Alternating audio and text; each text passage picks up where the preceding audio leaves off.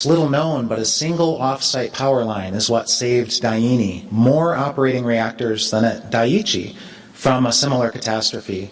Several off-site power lines were lost to the earthquake.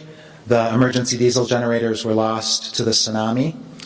And that was the kind of scenario that Prime Minister Khan, his, at the time, Chief Cabinet Secretary Adano, admitted to the Rebuild Japan Initiative Foundation, and the headlines came out on the first anniversary of the Fukushima catastrophe.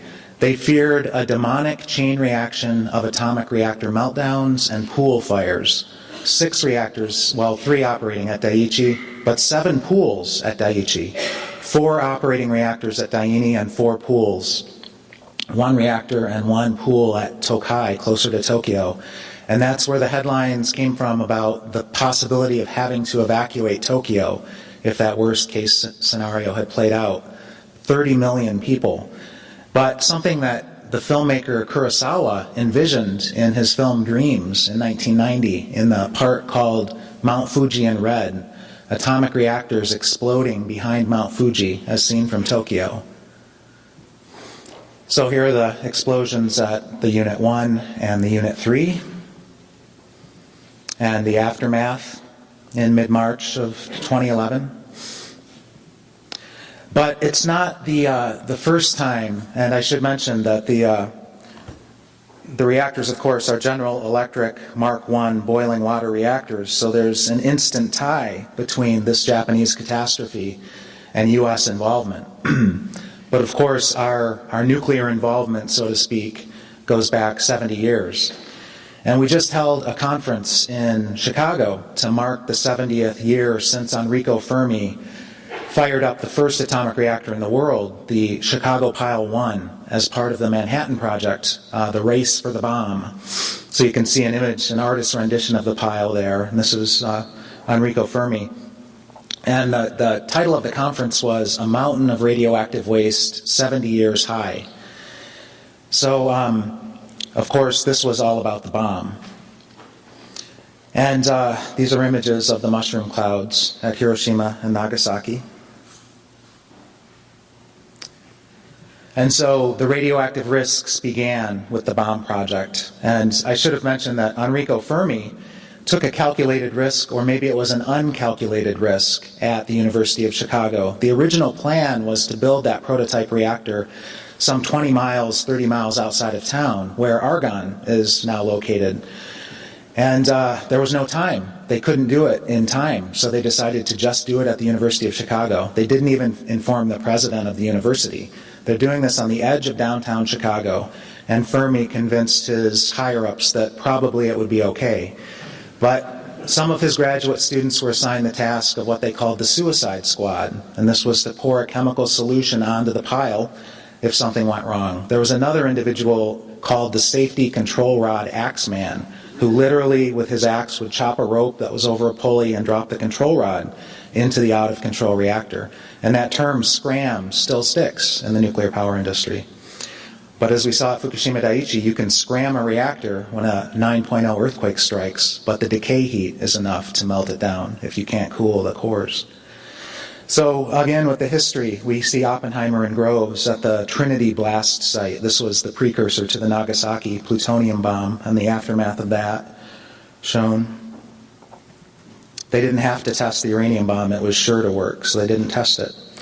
But, you know, as has been mentioned by Dr. Fairley and Mary Olson, the fallout from the Cold War, atomic bomb tests and hydrogen bomb tests. And this next section, Brian Victoria is right in the front row, so I owe a debt of gratitude to Professor Victoria because I learned history coming to Antioch University Midwest last Earth Day last year that I hadn't known about the early U.S. involvement in the Japanese nuclear power industry. So, atomic weapons testing in the Pacific. In mid-March of 2011, I happened to catch one of the episodes of CBS Evening News with Katie Couric, and it was about Fukushima that day, and they showed these images on the right of the USS Ronald Reagan crew swabbing the decks in radiation protection gear. because of being blanketed from Fukushima. And it just harkened back to these images from as early as 1946. And granted, that's a photo op. You can see the sailors are smiling, but they bore the brunt of that health damage over the years and decades after that. They are the atomic veterans. So the atom bomb testing going on in the Pacific, a Cold War arms race with the Soviets well underway, and President Eisenhower gives a speech called Atoms for Peace at the United Nations in the early 1950s. And Arjun Makhijani at IEER has written just an incredible book, if you haven't read it. It's called The Nuclear Power Deception. Came out in 1999, and I learned a lot about the propaganda machine, which was Atoms for Peace. Because uranium mining and milling and processing and enrichment all had to be expanded for this arms race we were in with the Soviets. But how to sell that to the American people? Well, Atoms for Peace. It put a smiley face facade on this major expansion of all things nuclear. And remember, this is the early 1950s. The first so-called civilian atomic reactor was not fired up in Shippingport, Pennsylvania, under the direction of the head of the nuclear navy. So it's a civilian project, but it's a nuclear submarine reactor built on land, just to get it going. A lot, or even most, or even all of the uranium in this country that was being mined and milled and processed and enriched was feeding the arms race for not years, but decades, until the commercial industry started to really show up in the 1970s. And then the uranium supply started to shift over somewhat to fuel those reactors. So this, again, the history that I learned from Brian Victoria. Castle Bravo was a series of hydrogen bomb tests that the United States carried out at places like Bikini. And on March 1st of 1954, the Bravo test got a little out of control. Edward Teller was involved in designing this bomb, as were other scientists, and they miscalculated the yield of this explosion. They expected a 5 megaton blast, and they got more like a 15 megaton blast.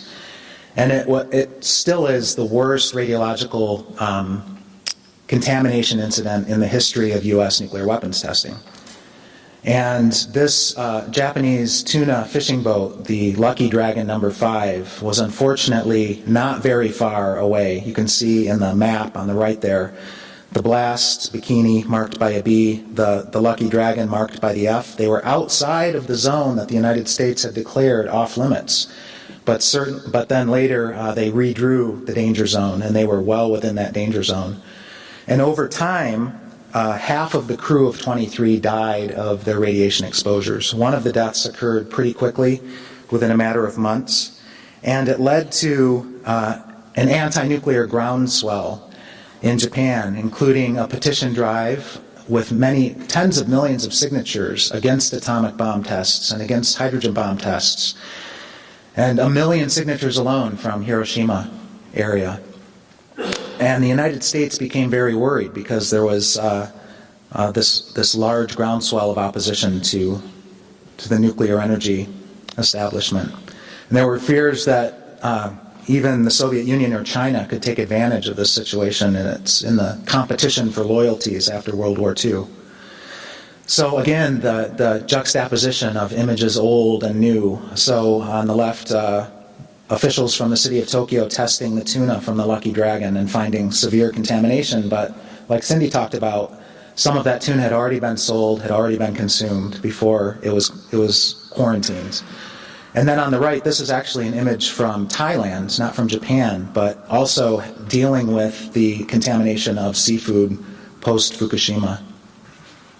And this was brand new to me that I learned from my visit to Antioch. So a part of the United States response to try to shore up Atoms for Peace was to actually deploy the Central Intelligence Agency to Japan. And this individual on the left is Lewis Strauss, the head of the Atomic Energy Commission. And the Atomic Energy Commission took a lead role in downplaying the significance of the food contamination in Japan. And this individual on the right, Shiriki, a fascinating story compared to Citizen Kane of Japan, a media mogul who controlled one of the largest newspapers, one of the largest television stations in Japan, had higher ambitions for political office, was a founder of the Liberal Democratic Party, of Japan. And in 2006, it was documented that he was working with the Central Intelligence Agency under a couple code names. And one of his assignments was to sell nuclear power to the Japanese people, and he did it with a passion. And so the infamous nuclear village was born, and this image is just one example. The speaker from the investigation by the Japanese parliament showed other images of the propaganda used. This is Plutonium Boy, and of course these are geared for children. And so exhibits were shown across the country just as they were here in the United States, traveling exhibits. And during my time in Japan in 2010, I went to one of these kind of Disneyland-like experiences at a nuclear power plant, which are really geared for young children. And one of the first companies to take advantage of this situation was a company that Mr. Shiriki worked with, and that was General Dynamics, that got in early on the nuclear business in Japan, but General Electric was not too far behind. So here's a grand total of about 140 atomic reactors in the U.S. 104 are still operating, but you got to take off Crystal River, Florida, 103 now. Take off Kewaunee, Wisconsin, 102. Sorry that Canada is not on the map because there are 20 plus reactors in Canada, but take off Gentil 2 in Quebec. So there are dominoes on the brink of tipping over, and we need to shut them down before they melt down. This is atomic Japan, third only to the United States, and then France with 58 reactors, Japan with 54, plus Manju, the fast breeder reactor. One of the places in Japan, Fukui Prefecture, a remarkable number of reactors, more than a dozen, along a short stretch of coastline. And what I want to do for the next section of the talk is just go through the parallels between U.S. and Japanese nuclear history in terms of accidents, incidents. They're remarkably parallel.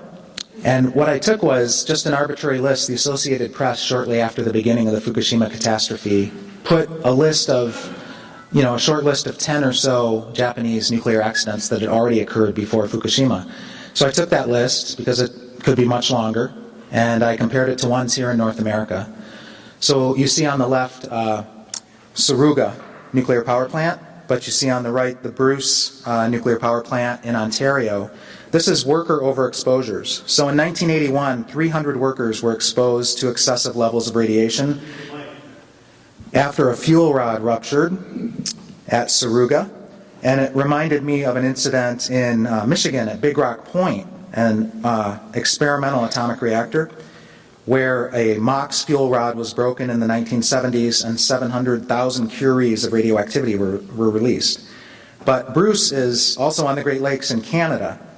And just recently, in 2009, there was an exposure of hundreds of workers to alpha particle radiation when they were grinding through contaminated pipes. They had no respiratory protection on. And before moving on from the Bruce slide, I just wanted to mention that this is one of the biggest nuclear power plants, certainly in North America. It's the biggest, and even in the world. There's a total of 9 reactors on this site. They're even proposing a low and intermediate level radioactive waste dump for all of Ontario's 20 reactors worth of wastes, a burial site, 400 yards from the water of Lake Huron. But there are a half dozen communities, mostly populated by Bruce workers, that want to be the high-level radioactive waste dump for all of Canada. And the Great Lakes is 20% of the world's surface freshwater drinking water supply for 40 million people in North America. So this next parallel is sodium fires. And you see Manju and Fukui Prefecture suffered a bad sodium fire in 1995. Videotape footage of the damage was concealed for a time and then later got released. But Fermi Unit 1 in Monroe County, Michigan suffered a sodium fire, suffered tritium leaks in 2008. And what's remarkable about that is it had permanently shut down in 1972. These were decommissioning accidents at Fermi 1. Fermi 1 was made famous or infamous by an October 5th, 1966 partial meltdown of the reactor core, captured in the book We Almost Lost Detroit. So talk about a cover-up. That was a 10-year cover-up of a partial meltdown in Michigan until John Fuller wrote this book. The next parallels reprocessing plant fires and explosions. Now this is a lesser-known accident at Tokai Mura in Japan. March 11th, 1997, ironically the same date as the later Fukushima catastrophe. And 40 workers were exposed to radiation in this reprocessing. So the parallel in the United States is right here in the state of New York at West Valley near Buffalo, a commercial reprocessing facility that operated from 1966 to 1972. But they had so many fires and leaks and worker overexposures at West Valley that they only did 1 year's worth of reprocessing throughput. They also did military reprocessing at that site. And the cleanup bill at West Valley is between $10 and $27 billion. And it's not even hardly begun. And if they do not clean that site up, it is going to erode into Lakes Erie and Ontario over time. So it has to be cleaned up. So the more infamous nuclear disaster at Tokai Mura was the inadvertent criticality of 1999. 2 workers died from their radiation exposures. And another inadvertent criticality took place in 1999, but again, the truth was covered up for 8 years, and it wasn't known that there had been a 30-minute, I believe, criticality in the reactor core. 15 minutes. And a similar thing had happened at Fermi Unit 2, which I'll show on this slide. Fermi 2, which is the biggest General Electric Mark I boiling water reactor in the world, same design as Fukushima Daiichi, only as big as Units 1 and 2 at Fukushima Daiichi put together. They had an inadvertent criticality in 1985, and the watchdog, Michael Keegan with Don't Waste Michigan, outed it, and it kept that reactor shut down for 3 years because they didn't have a permit to run the reactor. They just did it accidentally. Luckily, no one was hurt. So the safety cover-ups continued. Tokyo Electric Power Company, the book about Tokyo Electric is called Dark Empire. So it starts to capture their behavior. So in 2000, 3 TEPCO executives were forced to resign after the revelation that in 1989, the company had ordered an employee to edit out footage showing cracks in nuclear plant steam pipes in video that was shown to regulators. Of course, they eventually were allowed to restart their reactors. And there was another cover-up in Japan that was outed by the Japanese anti-nuclear movement. Eileen Miyoko Smith at Green Action told me this story. The British Nuclear Fuel Limited mocks fuel supply with falsified quality assurance figures, that it took tremendous efforts to document this, but they did, that those were falsified figures. They simply photocopied the results of earlier batches, so to speak, cut and paste, which caused a huge delay in the plutonium thermal loading in Japan. So another cover-up I want to mention here in the United States is Davis-Besse, Ohio, which had a massive corrosion hole in the lid of the reactor in 2002 and operated to within 3/16 of an inch of breaching the lid through nearly 7 inches of carbon steel. And again, cover-ups. Video footage was edited before the NRC was allowed to see it. This photograph, though, the NRC had in its possession, still did not take action. This is a lava stream, so to speak, of boric acid crystals and rust coming off of the lid. And the former NRC chairman, Richard Meserve, his fingerprints are all over this near disaster. Junior inspectors at NRC wanted to shut the plant down, inspect, see what was going on. Meserve and other senior management at NRC allowed the reactor to operate to the brink of disaster. And the Office of Inspector General at NRC later reported that NRC had prioritized company profits over public safety. Meserve resigned shortly after that report, and unfortunately is still brought to Tokyo, as in December, for consultation on nuclear safety matters. He also is the chairman of all things nuclear at the National Academy of Science, even though he serves on 2 for-profit nuclear utility corporate boards, Pacific Gas and Electric in California and Comanche in Texas. And through grassroots activism was forced to recuse himself from the current radiation study on cancer incidents associated with nuclear power plants in the United States. So more examples of the close parallels between the U.S. and Japan. There have been not radioactive, but steam accidents where workers have been killed. So at Mihama, Unit 3 in Fukui, again, 4 workers were killed after a steam explosion. The subsequent investigation revealed a significant lack of systematic inspections at Japanese nuclear power plants. Surrey in Virginia, which David Lochbaum mentioned yesterday, may have cleaned up its act a bit after 2 separate steam fatality accidents. One killed 2 workers in 1972, another one killed 4 workers in 1986, and that's the single largest loss of life at nuclear power plant in the United States. Surrey's also infamous because they're experimenting with dry cask storage out there. They have a real smorgasbord of different cask models, and they've had problems. They've had leaks of the inerting heat transfer gas out of one seal, perhaps out of a second seal. It hasn't leaked completely out, but if it does, oxygen can get in, the waste can overheat, and you can have corrosion of deterioration of the fuel inside. This slide is about radioactive steam releases. Now, these are not scalding people to death, but they do contain radioactivity that then leaves the site. Daiichi had such an incident in 2006. A really controversial one was the January 2012 steam release from a failed steam generator tube at San Onofre in Southern California. The 2 units at San Onofre are still shut down, 14 months now, due to a faulty design and fabrication of steam generator replacements, which cost $617 million. And for details on that, Arnie Gunderson is the expert witness for Friends of the Earth on this matter, and hopefully those reactors will never start up again.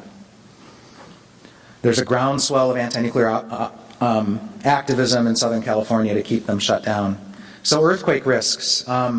Before Daiichi, there was the 2007 quake, ironically on the Trinity atomic blast anniversary at Kashiwazaki Kariwa, which is the largest nuclear power plant in the world, 7 large-scale reactors, some of which had begun to come back to service, but then the 2011 earthquake catastrophe, of course, has shut down all operable reactors in Japan except for 2 in Fukui Prefecture at the Oi nuclear power plant.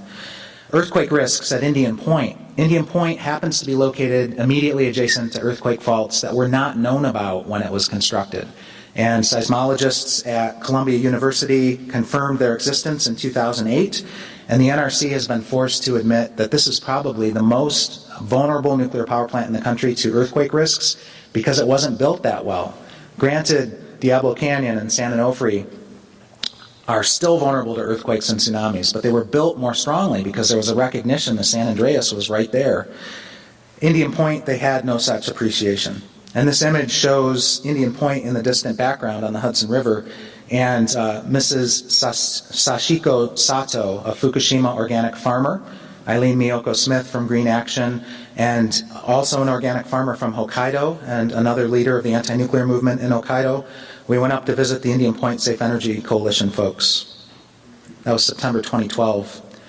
So this is just the cover of the New Yorker, another haunting image from March of 2011 that was published on the date of the 3 Mile Island anniversary, actually, March 28th.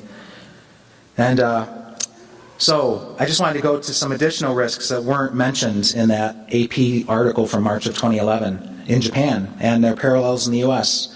Reactor pressure vessel embrittlement, the neutron bombardment of the 8-inch or so metal walls of a reactor pressure vessel over years and decades, and the impurities in the metal creating cracks which can line up, and if the emergency core cooling systems are ever activated, the final line of defense to prevent a meltdown, the thermal shock of the temperature decrease combined with the high pressure can crack these vessels. And if that happens, it would be an irreparable loss of coolant accident. There's no contingency in place. So the worst in Japan, the worst in the United States, another Entergy atomic reactor, just like Indian Point. Risks that have been mentioned are the high-level radioactive waste storage pools that are not located in radiological containment structures. Bob Alvarez talked about that much better than I can. We're having headlines about leaks at Hanford, and the irony of this is it harkens back 70 years, really, because Hanford generated the plutonium for the Nagasaki atomic bomb, continued to for the Cold War arsenal. Well, those high-level radioactive waste, liquid and sludge storage tanks, the single-shelled ones, when they leak, it's directly into the environment. The first double shell had a leak in August. Granted, it's between the walls of the 2 shells and not out yet, but it shows there's problems. Leaks at high-level radioactive waste storage pools in the United States. There are more than a half dozen pools in the U.S. that have documented leaks. Indian Point's pool leak is ongoing as we speak. Brookhaven's is very significant because millions of people drink the water in the aquifer under Long Island. So, Fault Solutions, a big fight that's coming our way, centralized interim storage. They want to put the waste onto the roads, the rails, the waterways, including the Hudson River, is possibly targeted for 58 barge shipments of high-level radioactive waste from Indian Point down to the port of Jersey City, to get it to parking lot dumps, whether at a place like Savannah River Site on the right here, or Waste Isolation Pilot Plant in New Mexico, or Native American reservations out west. All for what? To create a shell game on the roads and rails and waterways, because if it goes to a parking lot dump for 50 years, it may have to go right back to where it came from for permanent disposal. It accomplishes nothing except transfer of liability onto the American taxpayer from the utilities that profited from the generation. I mentioned the good news at Kewaunee of shutdown. The only 2 reactors in Japan currently operating are these, OE, but the other 48 operable reactors in the country are not operating, and it's a real testament to the Japanese people and anti-nuclear movement.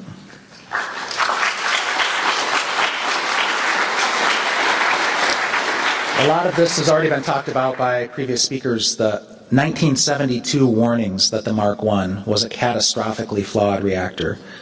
The GE3 blew the whistle in 1976. Also in 1986, the NRC's point man at 3 Mile Island warned about the Mark I. So we have a campaign at Beyond Nuclear called Freeze Our Fukushimas. In the immediate aftermath of the Fukushima catastrophe beginning, we prioritize the Mark I's and Mark II's. If we can't shut these down for safety risks, then what can we shut down after Fukushima? The Japanese parliament identified collusion between regulator and industry as the root cause of the Fukushima catastrophe. We have collusion in spades in the United States between